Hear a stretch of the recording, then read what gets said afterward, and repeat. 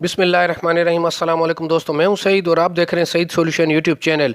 क्या हाल है दोस्तों? उम्मीद करता हूं कि सब खैर और आफियत से होंगे। तो इस वॉशिंग मशीन का हाल देख रहे हैं दोस्तों आप।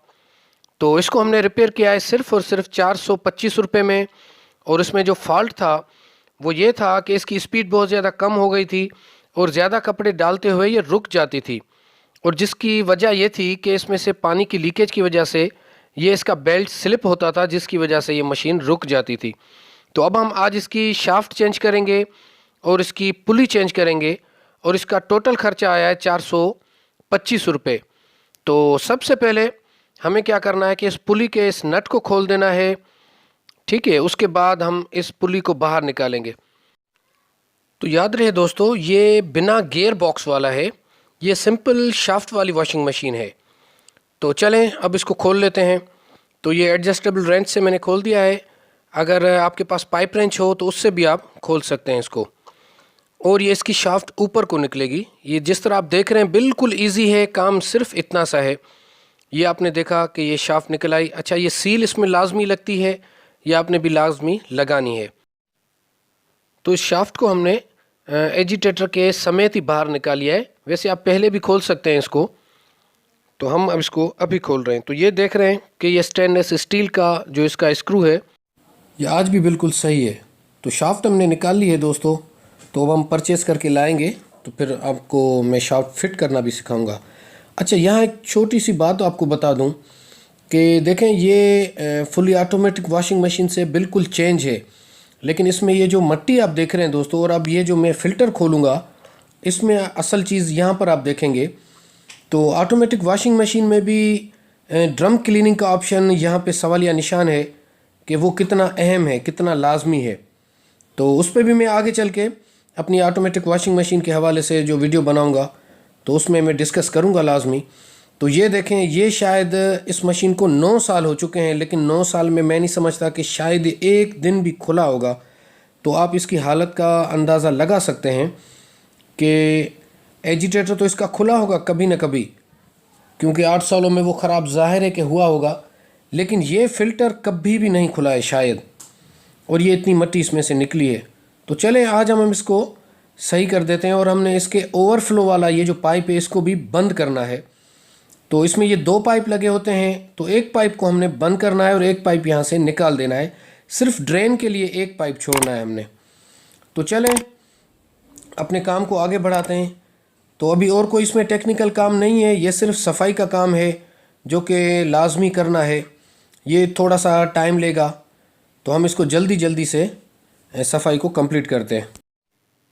तो याद रहे दोस्तों कि कोई भी चीज़ हो घर के इस्तेमाल की, अगर वक्तन फ़वक्तन उसकी सफाई का और उसकी मेंटेनेंस का ख्याल रखा जाएगा तो फिर इस तरह की नौबत कभी भी नहीं आएगी।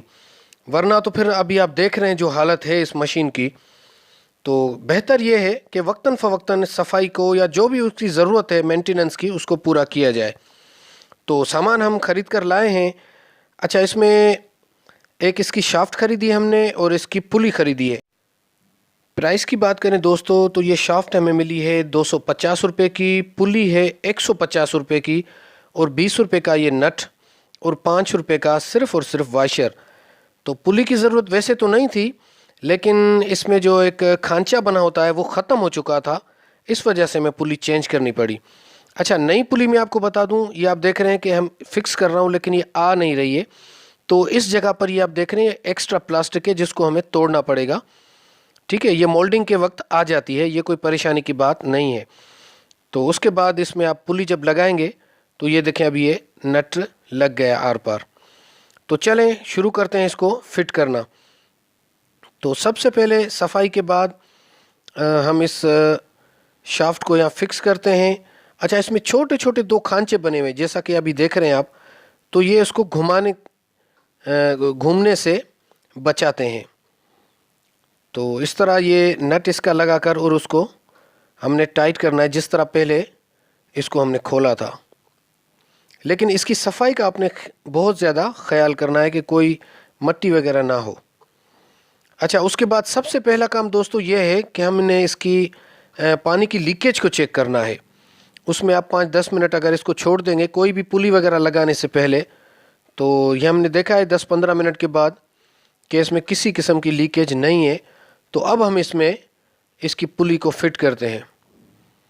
अच्छा, ये वाशर इसमें आपने लाजमी लगाना है, स्क्रू में ये इसके साथ नहीं थे, तो इसके बाद हमने इसको स्क्रू को लगा देना है। और कोशिश करें कि अगर ये इसके 2 नट अगर डबल नट लगा देंगे तो उसमें फिर ये होता है कि खुद ब खुद खुलने का चांस बहुत ही कम हो जाता है।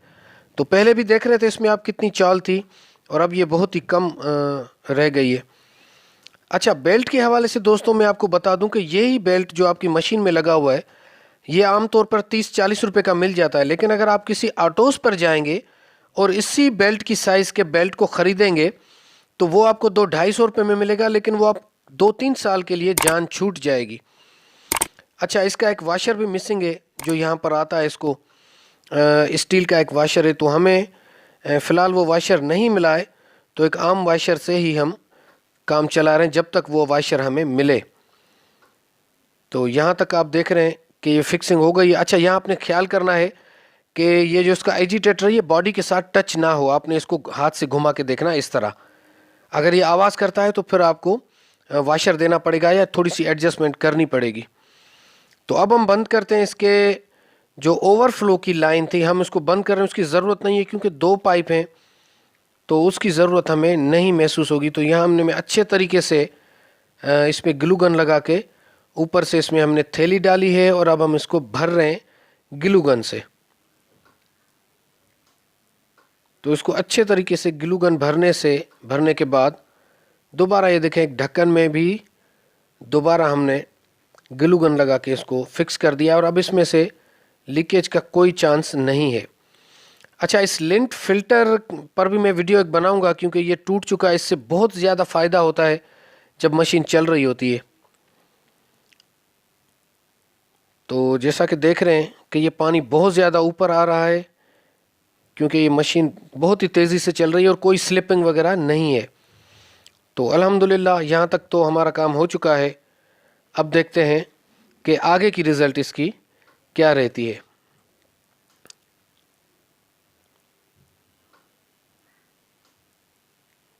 तो अब मुझे घूम कर आना पड़ रहा है। अच्छा, यहाँ चलाने के बाद भी दोस्तों आपने थोड़ा सा ख्याल करना है, 5-10 मिनट इसको चलाना है पानी डालकर, और फिर चेक करना है कि कहीं से कोई लीकेज वगैरह तो नहीं है।